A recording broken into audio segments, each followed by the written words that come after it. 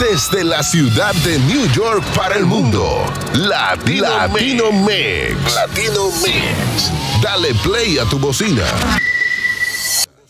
Hello, mi gente, y bienvenidos. Welcome to Let's Long Island Talks with Miss Alina and Sharmali. Hello, Miss Alina. Hello, Sharmali. How are you today? Very good. Look at me. Yeah. You're ready to dance. Ready to dance. Yes, I think we both are. And Sharmali, I know that you are such a great dancer, right? But you tell me, what's the best atmosphere to dance in? The best atmosphere, I think, is what you have in your heart. Okay. You feel good with yourself. You can dance with the stars. Yes, absolutely. I love to dance. Yes, I'm Peruvian, so yes, you're Peruvian, of course, and I love music. How about you? Yes, no, same. You know, I am Peruvian. I've been in this country for many years, so a lot of times my friends and people that I know, they automatically assume that I know how to dance, but people, I have two left feet.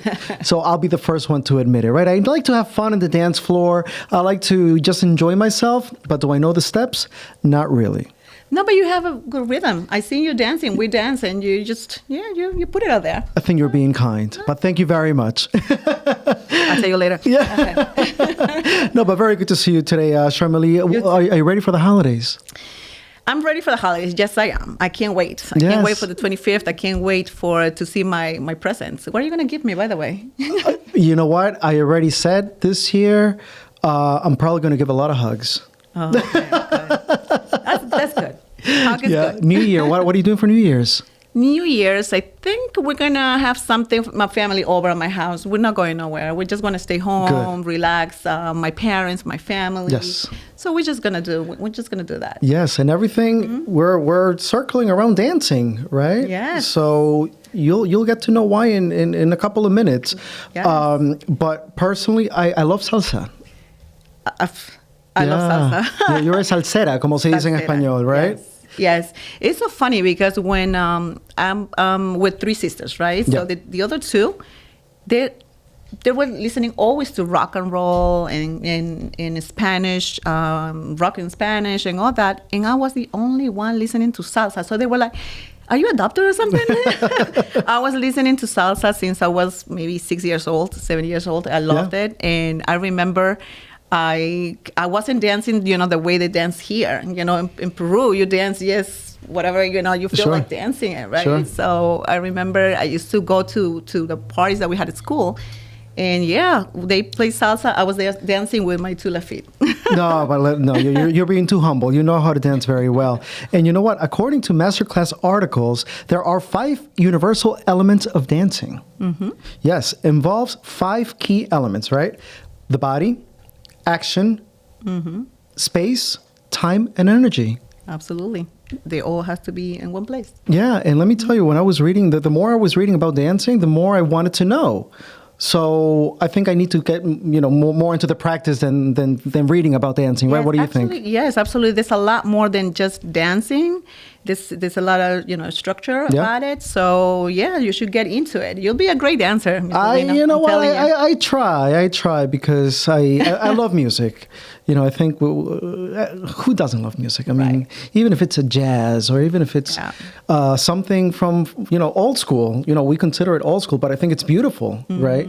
Freestyle. Freestyle is like a combination of some Latin and freestyle. I love freestyle. So not only salsa, in that part of that way, that I'm like I got choked. I got so emotional. Yeah, like cha-cha, bachata, merengue. I'm not too fan of merengue though, but salsa and cha-cha I love. Have you danced cha-cha? I've tried cha-cha-cha. Yeah. But something that it's definitely on my to-do list is to learn how to dance the Charleston. Yeah, it's from back in the 1940s, I believe, right? But I think the steps and everybody's so coordinated. I think it's very beautiful to watch. Yeah, I can see you. I'll be, that little hat and I'll be I spinning can see you someone. doing that. Yeah. Oh my goodness. Okay, choose somebody else for that. Yeah, but dance, it's been around for years. BC from I don't even know. It's years and decades and centuries old, and I think it's beautiful. Yeah, music, ballroom dancing is nice too. That's if you're going to start somewhere. Some people start ballroom dancing, because everything is in there. They teach you cha-cha-cha, they teach you bachata, merengue, salsa. I do have to confess, though, that I did join bachata class with one of our friends, Bryan Perez. Oh. He got me into a bachata class, and after 2 classes, I quit. Really? Yes, because I thought it was for beginners. But, Bryan, he's been a dancer, longer than I have. Hello, Bryan. Hello, Talking Bryan. But I think that I didn't belong in that class because it was more advanced. I needed something more... Beginner. Yeah. I'll be the first one to admit it. Yeah, because bachata used to be just 1, 2, 3. Now it's more involved. There's a lot of more. Yes. Beautiful. It's beautiful, actually. It's really nice. Yeah, I like it. And I tell you, if you want to read more on dance in general, there are beautiful articles in masterclass.com. So don't forget to follow us on social media, lit Long Island Talks with Shermely and Misolino. We'll be right back with a special guest. Latino Mixx es pura candela. Dale play a tu bocina. Welcome back, amigos, to Lit Long Island Talks with Misolino and Shermely. And today we have a special guest que nos va a poner a mover la cintura. We have today Bryan Perez, multi-time salsa champion. Hello, What's Bryan. up, guys? How are you? Hello, Bryan. How are you? Welcome to Lit. Yeah, look. There you go. We're ready for you, Bryan. So, Bryan, thank you so much for being here with us. It's a pleasure. Tell us a little bit about you. Tell everybody right now, everybody's like, what is that? Lit is lit today, right? Yeah, Tell us about yourself. It's funny. It's my first official podcast. Oh, so, yeah, awesome. I'm excited to be here, guys. Thank you. One more. Yes. Yeah, I'm excited to be here. So, thank you for having me, first of all. Thank you. Yes, no, thank you. Thank you for being here, Bryan. And I've seen your videos, and I've seen you live, and you are just amazing. Thank you. In what you do. You're such a professional. And can you tell us, how did you first become interested in dance, and what inspired you to pursue it professionally?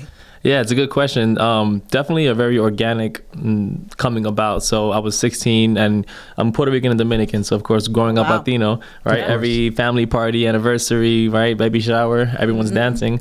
So for me, bachata and merengue always came naturally, right? Like that rhythmically was easy to pick up.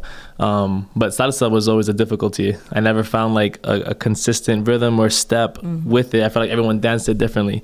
So at parties, I couldn't dance it. And my mom, everything goes to my mom. She was she loves salsa. I always grew up listening to Mark Anthony and different salsa artists. So when she would try to dance salsa with me at the family parties, I just couldn't keep up. So eventually I just stopped trying to dance at these parties because I felt embarrassed. Oh my God. Which then prompted her to surprise me with a Groupon of 10 salsa classes at a dance studio. Yeah, Salsa Sensation in Levittown.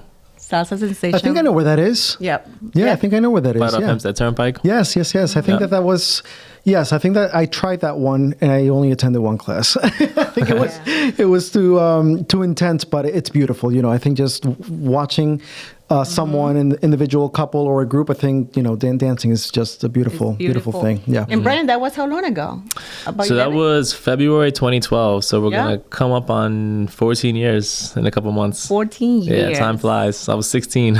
Wow. So Bryan, you said that you grew up with bachata, with merengue, but what is your preferred style or genre? What do you prefer? So I definitely love I definitely love all Latin genres. So salsa, bachata, cha-cha-cha, Latin hustle. But I think if I had to pick one, it would probably be salsa. Yeah. The musical diversity and the instruments, for me, like from an expression perspective, I feel like it's the most diverse, it has the most influence from different countries, different rhythms. So that one I would have to take it from me. And what do you enjoy most about it? Oh man, that's a loaded one. Salsa is beautiful because it's allowed me to create so many different relationships in my life. Sure. So many opportunities, even just outside of dancing, just on a personal level. So the community is a huge part of it. But I think more than that is just giving me an outlet to express myself emotionally. I think as a man, it's important to have some type of artistic outlet, right? Because, we do the traditional things, we work out and work and this and that. Right. But I think for me to be able to find a vehicle that's allowed me to express myself and push myself, because I have a very competitive nature. So it's been nice to have that outlet to, to be able to just connect authentically to my culture and express myself. Of course. Talking about competitive, I read that you were part, or you won over 70 competitions. You were part of it? Yeah. Tell us about that. That's amazing. Yeah, thank you. Yeah, no, it's been a journey. So my first dance coach, Melanie Castillo, she was the one that got me into competition. It was probably like a year and a half after I started dancing. So I definitely didn't feel ready for it, but that's life, right? Like a lot of times you just right. jumping into things is the best way. You gotta start somewhere. Yeah, so that was, I think October 2013 was my first competition as an amateur. And over the years, I competed in different events, Miami, Florida, beautiful, Canada, local stuff. And in 2017, that's when I made my transition into professional, the professional level, right, from amateur to professional. That's beautiful. Now, do you did you ever get stage fright?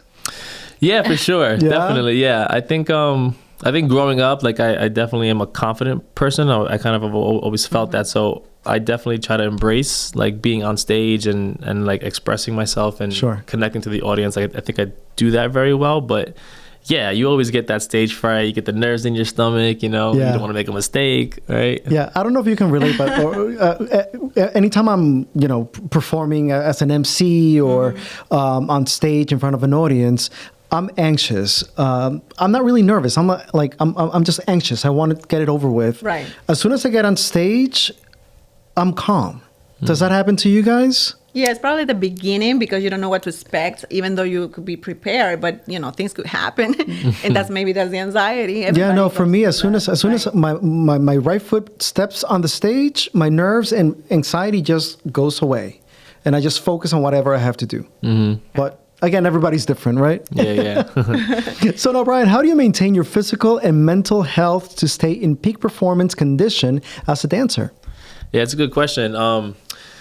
So overall, I think everything starts with nutrition, right? So I definitely try to prioritize eating healthy, fueling my body properly with the right nutrients, eating throughout the day so I can keep my energy levels and my blood sugar regulated. And then from a fitness perspective, I've always loved working out. I was an athlete growing up, so like wrestling, basketball, football, track and field, like all things that I've always loved to do. So working out's been easy for me, which just translates directly into dance because it is physical, right? And as you compete at the highest level and try to push your body, it's strenuous, right? So just being consistent with a regimen, being able to train and having a coach, someone to keep you accountable to progression and growth is definitely a key component. Of course. Now, what about, do you eat differently? Do you have to, like, let's say if you have a performance today, do you avoid certain foods? Definitely, yeah. Alcohol. No. Okay, that's good to know. I think, my regimen is pretty standard. Like I eat 6 times a day, every 2 to 3 hours, generally 3 meals and then 3 snacks. So that regimen allows me to always feel my best. Of course, every now and then we cheat and we have like little treat stuff. Of course. Days of shows, I try to make sure that everything is on point, and I have light snacks later at night because oftentimes with shows, they're at like midnight in the Latin dance community. So timing your food properly throughout the day so that you're peaking by midnight could be tricky, but as long as you're consistent and you're attentive, it's not too hard. Yeah, of course. Yeah, listen, I know Bryan for 2-3 years? 3 years about it. So I trained with Bryan. Nice. Before I used to dance years ago. years ago I used to dance, but then I started dancing again during COVID, and then I met Bryan, and he is fantastic. I gotta tell you, fantastic. He knows it. Instructor, because he teaches you. Salsa is not just about. I mean, it's of course it's following the rhythm and all that, but it's also studying the steps. Can you tell us a little bit about that? About that, so people can understand what that means? Yeah, definitely. So what's cool with salsa is that it's a melting pot of different influences and fusions. So rhythmically, we have African rhythms, right, that come from Africa. We have Cuban rhythms. So you have different instruments, and the timing that the different instruments give you is what allows it to be so diverse, because you can dance to the clave, you can dance to the congas, you can dance to the bass, right? Sure. So when you put them all together, it just comes as this like huge melting pot of rhythms, and that exploration, I think, is what allows you to be so expressive. Sure. And Sharmali, she's known you for a couple of years. I met you during the summer, and like you already heard, I have 2 left feet. Someone like me, okay, do I have hope? Absolutely, yeah. Okay. Yeah, I've been teaching for 11 years, and I've not, like, you know, at that point, you see so much, right? Like, I've seen different cultures, different ethnicities, different ages, different health circumstances. Like, anyone can do it. And as long as you're consistent and you have a good coach, anyone can learn how to dance. And do you, sorry, Sharmali, so, and do you teach beginners, intermediate, and maybe experts, or which one do you prefer? I don't know that I have a preference. I think I enjoy teaching all levels, for sure. They just bring different challenges and different levels of intensity, right? So like when I'm working with a beginner, I want, like yourself, right? Someone who's like, I have 2 left feet, I can't dance. My role as a coach is to convince you that you can, because you can. So I'm not going to be as intense or, you know, make it as big of a deal as if, like, for example, I have a dance team that I have dancers who've been dancing for years, 6-7 years. So I'm a totally different person with them. You know, like I'm much more aggressive, right? Because there's higher expectations. So depending on the level and depending on the personality, that's what kind of, you know, dictates. All right, because I'm getting interested right now, because you can put you to dance. Absolutely, because I'm very lazy when it comes to working out, but I like to have fun at the dance floor, so why not make it an excuse? I'm telling you, he's amazing. Talking about coaching, all these years that you've been, I'm sure you have your coaches. You mentioned Melanie. How about Eddie Torres? I know you also train with him, right? Yeah, so you have Eddie Torres Jr. and Eddie Torres Sr. So Eddie Torres Sr. is what we like to call like the mambo king, right? Mambo king. Basically the godfather of New York style salsa. He started teaching early 70s in New York City, and that was really the first instance in New York anyway where you had someone who was teaching New York style salsa, or what we called mambo at the time. Beautiful. Right. Yeah, and so what's cool is that he's still dancing to this day. He's just over 70, still performing, still traveling, and his son, Eddie Torres Jr., is probably one of the best male salsa dancers in the world, and he's carrying his father's tradition, so it's really cool to see. Very nice. What about the Charleston? Do you know how to dance Charleston? Now I'm interested. we could wing it. I'm not gonna say I'm a pro, but you know. You know, it's funny because I still have videos from Eddie Torres when I used to dance. So I have videos. I have like 6 of them. At that time, we had, you know, those cassettes, right? I still have those. Nice. He was amazing. I mean, the senior now, I know he's yeah, he's a legend. He's a legend, definitely. So, Bryan, can you share with us any challenges that you faced in your dance career and how you overcame them? Yeah, challenges. I would say probably one of the biggest ones is when you start to teach, right? Naturally, your time then starts to split. So there's time that you spend training as a dancer, so taking classes, taking privates, right? Or being on teams where you're the one being coached, versus time that you spend teaching others and coaching others, right? And then this is where it starts to get tricky. Like artistically, you should always be training as a dancer, always be learning more, different steps, different styles, different rhythms, different genres to keep your passion alive, right? Because if you don't, it could start to mellow out. But also as you teach, now it's like a balance of time that you spend teaching and time that you spend training. Of course. And of course, that's a dramatic financial difference, right? Time that you spend teaching, you could be making, like, for example, $80 an hour, $100 an hour, whatever you're charging, for a private, for example. Or do you spend money and train? So it gets hard to balance, right? Like what your goals are financially versus what your goals are artistically, and trying to do both. Right. Now, do you have your own choreography? Yeah, for sure. You yeah. do? So I Excellent. have most of the work that I do, I choreograph myself. Like the teams that I have, the routines that I put together. But it's always good to train with other people and get different perspectives as well. Can you sorry. No, it's okay. I just wanted to ask you really quick. I'm sorry, Shirley. Quickly, how long does it take you to just put together a choreography? Oh my God. Like this. Yeah. Okay. Well, yeah, Like that's a funny question. Yeah, it's definitely situational. Like my solo, for example, I have a solo routine. Sure. That took me months to put together because I'm so critical and nothing is good enough, right? So that Perfectionist. that would take me way longer than if let's say I choreographed a routine for someone else. We've put together a couple of projects, right? Yes. And that I can just flow. He just put it just like this. Okay. Yeah. So I mentioned to him what I wanted to do for what was the reason and all that, or the event, and he just put it together. Boom, boom, boom, boom. Okay. So he was listening to the song and just. I was like, oh my God. He's amazing. Bryan, can you tell the audience that different type of salsas, Yeah, so you have different styles of salsa, and then you also have different timing. So that's often one of the misconceptions or confusing parts of salsa. So you can dance it differently, right? Stylistically, meaning your interpretation of movement, which generally comes from the music selection or even the region. For example, if I go to Puerto Rico and I dance salsa there, it's gonna look and feel a little bit differently than if I dance salsa in New York. Or Peru. Or right? Peru, or Cuba, Colombia, even on the West LA. Coast. Yeah, Los Angeles. So there's different styles of salsa. So depending primarily culture, right? You can go to different Latin countries and the dialect of the language, it could all be Spanish, but it can have different dialects. Sure. The food can taste different. It could be the same dish, rice, beans, and chicken, but how they prepare it is going to be very different. Of course. Same issue with dancing salsa. Yeah, of course. And any memorable performances or career highlights that stand out the most to you? Yeah, there's a couple. So 2018, I was dancing with a company called La Fuerza Dance Company. And so it was a bachata team. So it was a co-ed team, meaning partners, right, girls and guys. And then there was also an all-men's bachata team. So that year, 2018, we became world bachata champions at one of the biggest events, the World Salsa Summit. Beautiful. So that year, we all became world champions, which was probably one of the highlights of my competitive career. And then recently, just last month, I was able to dance on stage for Tito Nieves. Oh, that you have to mention. Yes, yes. Yeah. Tell us the experience, please. Oh, it was beautiful. So, Tito Nieves is one of the best salsa romantica artists, right? And he's been around for so long.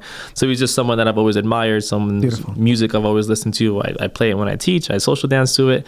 So, about a month ago, I was given the opportunity to dance with him on stage. That's awesome. How did that happen? Tell us all about it. Yeah. So basically, it was a connection from a dancer who I didn't know personally, but her partner wasn't able to make it to a rehearsal that they needed to do for the show, so she needed to find a replacement. And we had a mutual dance friend who basically just recommended me. So she reached out to me, and that's kind of how the opportunity came about. Sure. That was amazing. And now, what advice would you give aspiring dancers who are looking to pursue a career in dance? Be patient. I think collectively, people think dance is a lot easier than what it is. It's not. It's a sport. It's a craft like anything else. So, respect it enough to know that it's going to take time. And like anything else, consistency, right? Practicing on your own. He's looking at me. He's looking at me. Because I was bad last times. Yeah. No questions. Practice. But also just not letting the fear of not looking like what you think you're supposed to look like, or not looking like the person that you think you're supposed to look like, right? Everyone's different, and anyone can learn how to dance, and anyone should be able to dance, and anyone can represent dance. Right. So just get started. Don't look back. Because let me tell you something. It can be a little intimidating sometimes. Let's say myself, right? Let's say I go to a club or maybe a gala or whatever, and I'm dancing with someone that's a beginner like me. So we're trying our best on the dance floor, and then here comes a pro, right? And he stands right next to me, dancing with another pro. Right? Then all of a sudden we can get a little intimidated. I mean, some people may get intimidated, right? It's like going to the gym and I'm lifting my 10-pound dumbbells, right? Meanwhile, the guy next to me, he's lifting 55 and up, right? So what can you tell those people? So I think the biggest thing is comparison, right? Like not comparing yourself to other people. A lot of times, like my students or my dancers, they're, looking at themselves and they're comparing themselves to other people or other dancers. And it's like, realistically, if you're going to compare yourself to someone and where they're at and where you're at, then look at what they've done to get there and look at what you've done. Sure. Because oftentimes, if they're levels above you, they've probably put in way more work than you. Of course. And so rightfully so, they should be where they're at and you should be where you're at. So don't stress about comparing yourself, or if anything, compare yourself to what you were before. So when you start, let's say you start now in December, record yourself, every once in a while. And then in July, 6 months later, look at how you were when you started and look at where you are now. And that could be your comparison, right? And also everybody has their own style. So you can't compare yourself to somebody else, because even if you try to make it look like that, maybe the steps, but not the style, Right. Definitely. it will come out totally different. Exactly. Yeah. Exactly. So Bryan Perez, dancer, entrepreneur. Tell us a fun fact about Bryan. What do you do in your spare time? Are you always dancing, or are you doing something else? Yeah, dancing. Definitely not always dancing. Like I would say that's probably about maybe 20, 25 hours of my week is spent teaching, training, dancing. Where I spend most of my other time is actually Amazon. So I'm an Amazon FBA consultant. So basically connecting people and helping them learn how to sell on Amazon through FBA has been like a passion that I've started actually this year. So that's been going really well. Yeah. That's great. Yeah, no, beautiful. And can you please tell the audience, if somebody wants to reach Bryan, how can they reach Bryan? So social media, of course. Should I give my number? Yes, go ahead. Yeah, they could text me, call me, 516-532-1106. Or my Instagram is Bryan Perez _health coach. Shoot me a DM and we'll connect. Yes. We're not responsible for all those calls. But Bryan promised us something Yes, earlier. he did. And that's why I'm getting ready. And she's getting ready. I'm getting I'm ready. getting the maracas ready. So Bryan, tell everyone, what did you promise us? Because the people want to hear. Well, I was told that I'm going to be dancing. So he was voluntold. I'm saying that he promised us, but he was actually voluntold. So I don't know, Mr. Tripp, are we ready? Are we ready for the dance? Okay. Okay, Bryan. So Bryan, the stage is yours. That we are like all these singers and You want to stuff. spice it up? Should we put Shermalee in the spot and make her dance with me? Why not? She can dance with me. Why not? Let's go, yes, I mean, Let's she's do all ready it. to do it anyway. Yeah. So yes. Are you serious? Guys, this doesn't have this. They're going to love it. All right, let's see. All right. No, they're going to teach me a couple of steps or in a two. while, so, I can play a song You're on the good. phone, right? Yeah, of course, of course. let's see. Chiquito, Bryan. Yeah, claro. Okay, so Bryan is getting the phone ready. We're going to put a little background music, and they're going to give us a first steps. Let's see.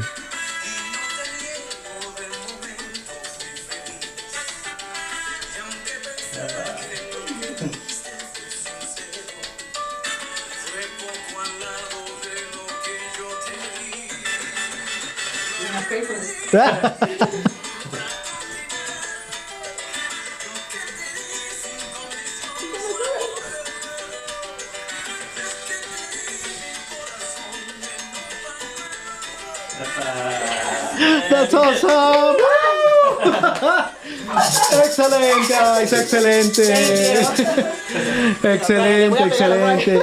Bueno, ahora los bailarines de este día, de esta noche, Bryan y Shermalee, un aplauso para ellos que hicieron un trabajo excepcional. Phenomenal job, guys. Thank you very much. Thank you for dancing, Shermalee. Yeah, she killed it.